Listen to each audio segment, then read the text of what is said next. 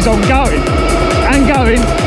Whoa. Welcome back to the channel, guys. Hope everyone's doing well. Today I'm going to hot rod the electric mini dirt bike. So for those of you who saw the last video, you know I got one of these. It was about 750 quid, and basically it's a 1300 watt 48 volt lithium powered brushless mini dirt bike, similar to some of the Razor dirt bikes you get, but basically there's quite a lot of different types of these around. They're just sort of a Chinese generic bike, really. Right, now obviously these little bikes aren't really designed for adults, they're designed for kids or teenagers, but I've been seeing a lot of videos on YouTube where kind of older riders have been riding them, especially there's a brand of bike called an O-Set MX-10, I think it is, and basically it's a little 10-inch wheel dirt bike, and it has uprated components, so somebody like me could actually ride that and have a lot of fun.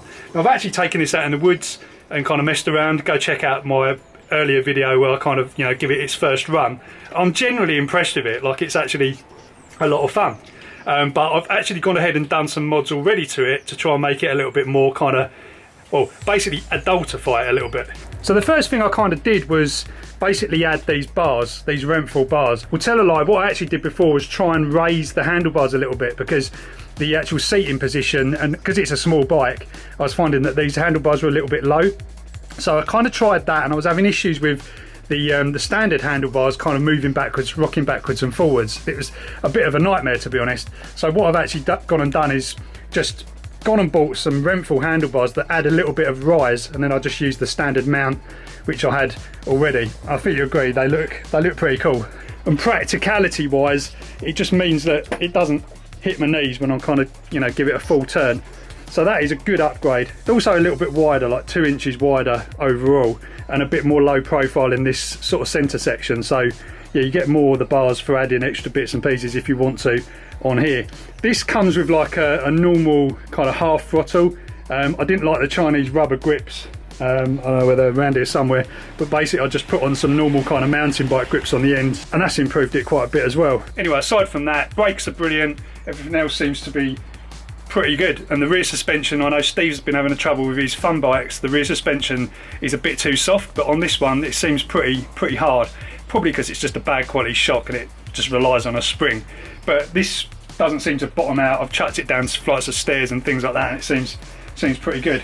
The only thing this could do with is more power and more torque, and that is what we're going to try and do today. So I've got here a new speed controller. This is one of the speed controllers that we sell in the shop. Here it is. It's called a Phase Runner by Grin Technology. We sell these in the store, and basically what this is going to allow me to do is increase the phase current on the motor, increase the battery current a bit. I'm not sure how much we'll be able to get away with the standard battery that's built into the bike, but effectively this is going to give me more control over throttle response. You can also add a thing called flux weakening as well, which will increase the top end even though your battery voltage is a bit lower. So that's what we're going to do. We're going to stick that in there and see what happens. So as I say, the first thing really with this sort of bike, I've been looking at the battery type. I've taken the sides off before and kind of had a look at the battery, and I'll show you that in a minute once I take the sides off. But this is a 48 volt 15 amp hour battery, and in here is a 30 amp fuse. Now 30 amps, this fuse doesn't blow. When you, even with me on it going uphill flat out for, you know, 5 minutes, it doesn't blow. So the power is obviously less than 30 amps. I'm guessing probably 25 amps or something like that is being pulled from this battery. Now the voltage readout on here, it isn't a voltage readout, it's just basically 3 bars. When you pin it full throttle, you know, even with me on it going uphill, even if you're on fully charged, it won't drop. So it's definitely not being stressed, this battery, and it's been cold as well, which obviously hinders lithium ion batteries. So the plan is for now to use the battery in there, see what's, you know, going on, see how much power I can actually get out of it before something blows up, and then we'll sort of go from there. Because this controller, I think, can handle up to about 90 volts, so we've got loads of room to play with. I've got a nice high power battery back at my old workshop, which I can probably, you know, put in the bike at some point. But we're going to try around with some different batteries and different, you know, setups, and hopefully this controller will be enough. I think it will. I've managed to get nearly 4,000 watts out of this controller at 72 volts on another bike, and I'm thinking 4,000 watts on this is going to be pretty good fun. Anyway, let's get to work, whip the sides off and see where we go from there. So the sides off, there's the battery, add these 2 straps on to hold it in place, so these clips. Controllers up there. There's the phase wire connections and power connections as well. So yeah, basically I'm not sure if I want to start taking the whole thing apart. I'll see how far I can get without actually taking the whole bike apart. It'd be nice if I can just get to the controller without having to strip the whole lot down. So the guts are out, batteries here. This is a light old battery, this thing, it's pretty light. And then basically, yeah, I've taken the controller out. I've managed to get it out without actually taking all this fairing off, which is pretty good. Got a fuse here, going to disconnect that straight away. So this is where, if you haven't done this before, you're going to end up being like, what the actual hell? There's a lot of stuff in here that was inside this waterproof, well, kind of loosely waterproof, water resistant kind of casing. But you got things like brake lamp. This controller is obviously does a lot of reverse there as well. I don't know what else we've got. We've probably, there's definitely a speed connector as well, but at least on this controller they're all actually labelled. Anyway, we're just going to basically just disconnect everything. Completely disconnect the whole lot, because I can't work with it like this. I need to just be able to start from scratch. One thing I have noticed though is that the charge port actually goes into the controller. So yeah, we're gonna have to figure out some other solution for charging based on that, but that shouldn't be a problem. Right, so I need to just disconnect all this so I can just get out and see what I'm actually doing. Right, looks a bit more manageable. So what we're looking for to basically just the final bit to just get the controller out of here is this yellow block. This yellow block has basically the power connections for the controller, red and black on either side, and then the 3 phase wires for the motor. So those wires come from the motor. So what we need to do is just basically just remove the controller side, which is on this side, off of this block. There we go. So they're all removed from there, and controller is free. So this actually says it's an FOC controller, which is field orientated control. So that's pretty good.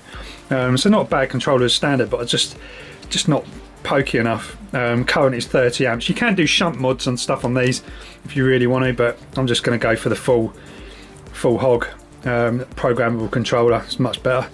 So new controller. This one's great because it's got connectors, so you can actually remove the entire thing, even phase and power wires you can actually remove. So just pop that there. We've actually got a harness lead, so one side goes into the controller. There's 2 plugs here.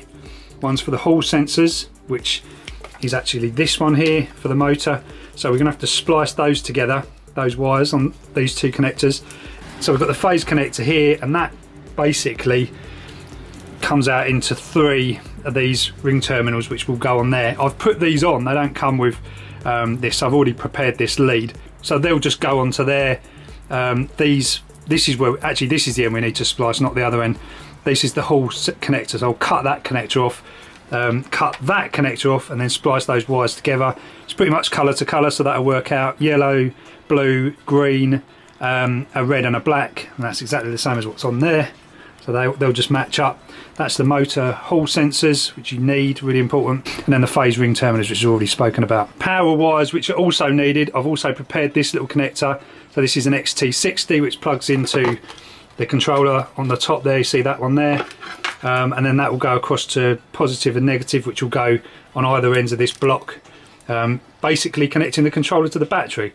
So it's pretty straightforward. The only other thing you've got to do is the throttle, which is on 3 wires, so we'll have to splice those as well, and charge port, we'll worry about that later. That's about it, I think. So phase wires and power is connected up. That's the other end of the lead, which will go into the controller. What we do need to do is connect the phase wires for the motor, because they are loose at the moment, you see. So basically I'm just going to cut that connector off and splice these together with some just temporary blocks just to test things out, and then I'll make it a bit more permanent. Snip that lot off, and then strip those back, and then snip that one off and splice the 2 together. Right, so I've spliced those wires. People are going to sneer at this. This is just a temporary solution. It's a good way of just connecting wires quickly. But yeah, basically you got black to black, red to red, green to green, yellow to yellow, blue to blue, and that is your hall sensors for your motor done. Next up, I need to do the throttle, so I'm just going to snip that off. This wire here is for the battery gauge, so that will show you your red, green, yellow traffic light for the battery gauge. I'm going to figure out what I'm going to do with that at another point, but for now just going to snip that off, do the same thing, splice this onto the other end of, so the throttle is actually on the end here, this one here.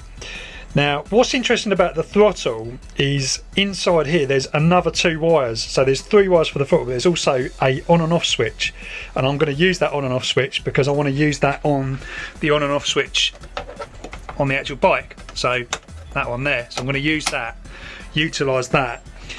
So I'll show you once I cut this off. I'm going to have to cut this connector off unfortunately because I haven't got one of these spare. So I've stripped back the insulation on the throttle wire, and you can see here, so basically brown's not used, that's for reverse if you want reverse.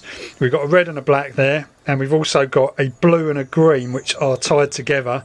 That's how they do it. This is for electronic braking if you want, but I'm not going to cover that now. And then the other 2 here, yellow and white, are your switch. So we've got, effectively we've got 3 throttle wires which correlates to what we've got down here, and then we've got the switch wires, yellow and white, which are going to go onto this wire here, because under there is where the switch wires go to this switch at the top. So that is basically done. Just done the throttle wires up there, and the on and off switch. We've got the Hall sensors and everything else connected. The only thing is those are the charge port ones, which you can't do. Batteries connected, no fuse in there. Got a power connector for the phase runner controller, goes in the top there. So what I'm thinking, we can stick the battery in and kind of just position stuff where it's going to go, and then fire it up. We're all back together. I've fixed the controller there, power wires plugged in, phase connectors, and Hall sensors and everything else. Everything's in. I've just stuck the fuse in. So when you stick the fuse in for the first time, you're going to notice a massive spark, because that is basically charging the controller up. It's not really any way round other way of doing it, because if you actually put the fuse in first and then plug in the power, then you're going to get your spark and your arc in there, and you'll damage the connectors on the actual controller. So it's best to just stick that fuse in after, but watch out because it's a pretty gigantic spark. Anyway, it's back together. I can actually just turn this switch on the top. I don't know if you can see this, but you can actually see the controller turn on. The LED for the controller is on the other side, so you can see it turn on there. So he's actually on. So we just need to get the bike upright, and then we can start configuring the controller. Right, morning guys, it's the next day now. So last night I stopped filming because I had a bit of a frustration with the throttle connections. It turned out to be a setting on the actual controller, because I wasn't getting any throttle response at all. I'm on the way to the workshop now. I've just walked up a hill, which is why I'm out of breath. This is my little bit of exercise now. Kind of just walk to the little garage that I'm using. Anyway, so yeah, I got the throttle sorted out, and that's all good, and it started to work. I did a bit of programming. Now on the phase runner controller, you can actually program it using an Android app or an iPhone app now, which is quite good. So that's what I tried to do, and I've managed to connect to the controller and change all the settings and stuff like that. But for some reason, even though I had the battery current set to about 50 amps, when I was pulling away, it was coming to a standstill on a certain stretch of high gradient like that.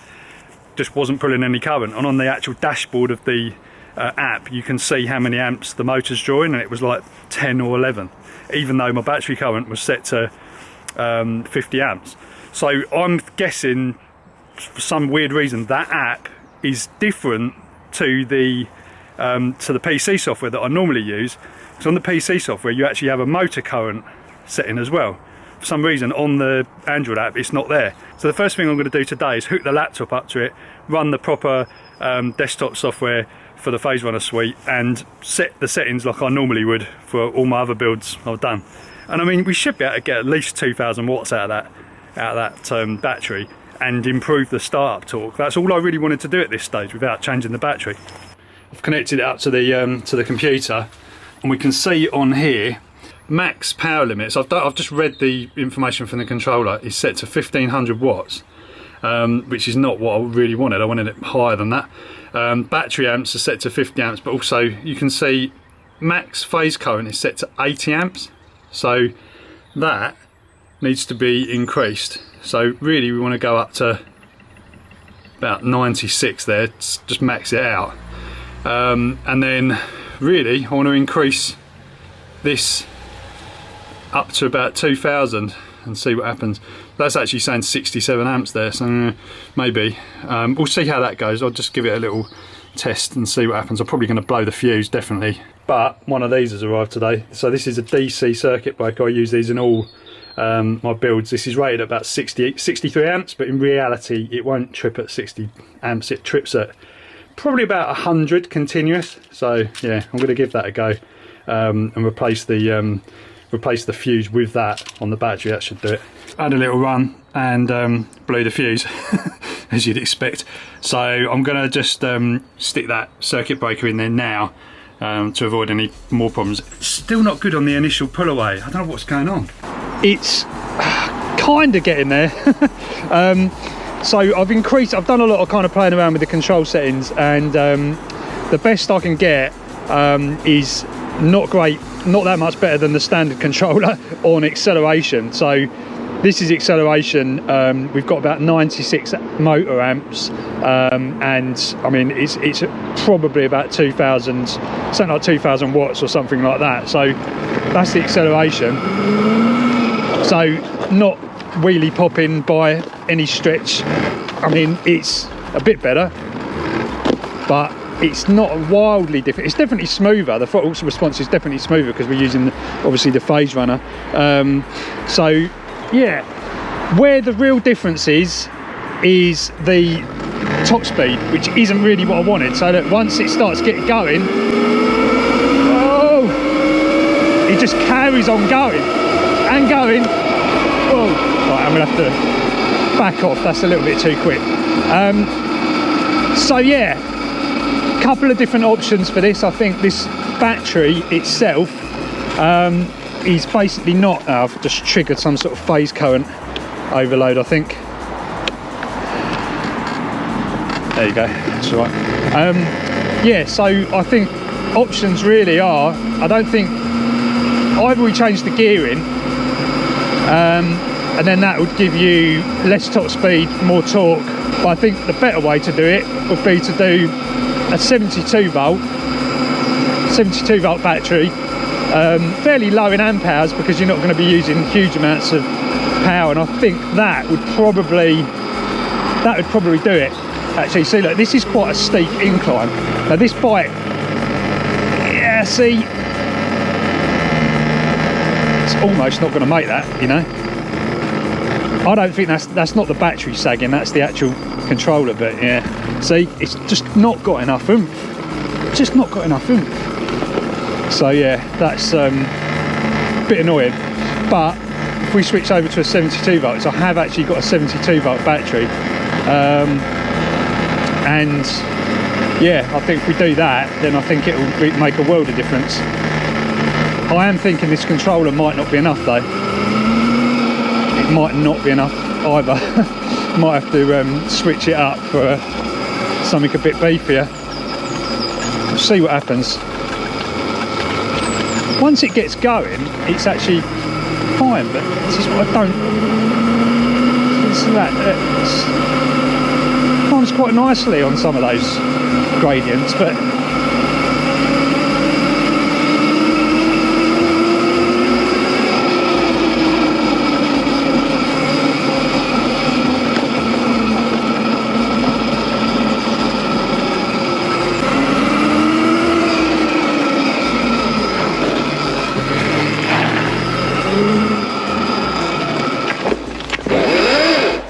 motor's not even really, it's a little bit warm. It's not nothing to worry about. It's definitely not going to melt.